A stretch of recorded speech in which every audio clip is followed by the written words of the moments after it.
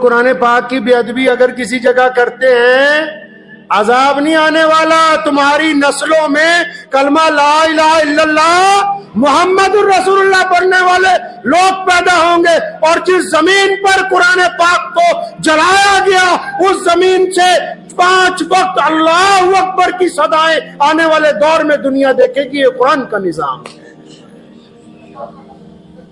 یہ قرآن کی صداقت ہے۔ کیسر نے، کسرا نے، پرویز نے ہمارے نبی علیہ السلام کا خط پھاڑا۔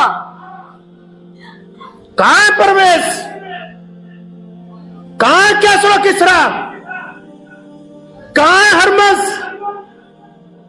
کہاں ہے فرانس کے وہ بڑے بڑے شہزادے جنہوں نے پوری طاقت کے ساتھ بیت المقدس کو گھیرنے کی کوشش کی؟ اللہ تبارک و تعالیٰ کے قرآن کا نظام ہے۔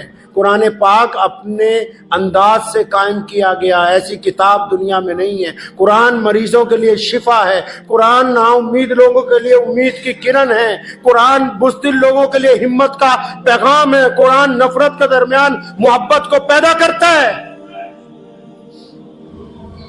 تو قرآن پاک کی جب کہیں بے ادبی ہوتی ہے تو پھر وہاں پر قرآن پاک کو ماننے والوں کی بنیاد رکھ دی جاتی ہے، قرآن پاک کی تعلیم کے عام کا فیصلہ کر دیا جاتا ہے۔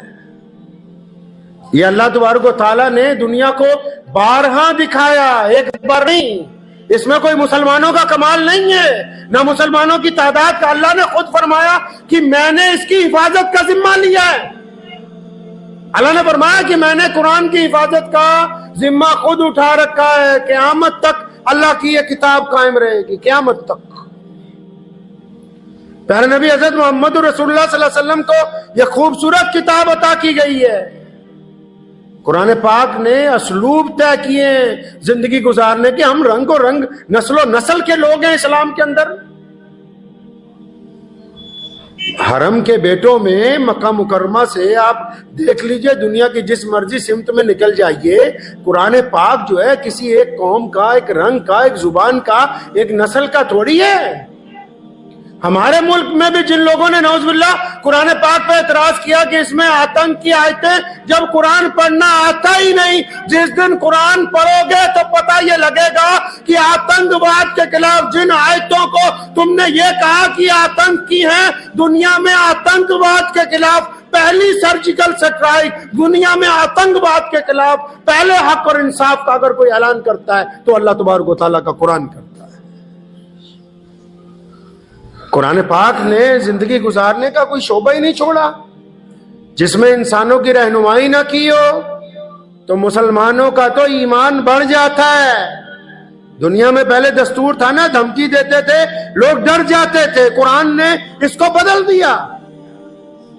اب دھمکی دیتے تو ایمان بڑھ جاتا ہے، ہمت آتی ہے کہ اچھا قرآن تو بڑی عظمت والا ہے۔ آج بھی دشمن اس کا اعتراف کر رہا ہے، آج بھی اس بات کو مان رہا ہے کہ دنیا میں اگر کوئی اعلیٰ ترین کتاب ہے تو اللہ تبارک و تعالیٰ کا قرآن ہے۔ کبھی سویڈن میں، کبھی فرانس میں، کبھی فلوریڈا میں۔ اس کا مطلب دنیا کا جو طاقتور ترین حکمران آج بھی ہے، جو دنیا میں اپنے آپ کو دادا کہتے ہیں، امریکہ، ان کو بھی اگر کسی بات سے تشویش ہے تو اللہ تبارک و تعالیٰ کے قرآن پاک سے ہے۔ اور ایک ہم نے اس ایسی کتاب کو جس سے دشمن کو ڈر لگتا ہے، ایک ایسی کتاب کو جس سے نفرت پھیلانے والوں کو ڈر لگتا ہے، ایک ایسی کتاب جس پہ ظلم کرنے والوں کو ڈر لگتا ہے، ایک ایسی کتاب جس نے زندگی گزارنے کا سلیقہ دیا ہو، جس نے ماں باپ کا احترام، میاں بیوی کی باتیں، جس نے نماز پڑھنے کا طریقہ، جس نے کاروبار کرنے کی ادائیں، جس نے محبت کا اظہار، جس نے کوئی ایسا شعبہ نہیں چھوڑا جو ہمیں بتایا نہ ہو۔ تو ہم نے بھی ایک ظلم کیا، خاص کر جو بھارت کے مسلمان ہیں، انہوں نے ایسا ظلم کیا اپنے ساتھ، اپنے پیر پہ ایسی کلاڑی ماری کہ 2 کام جو ہیں سب سے خراب کام جو انہوں نے کیے۔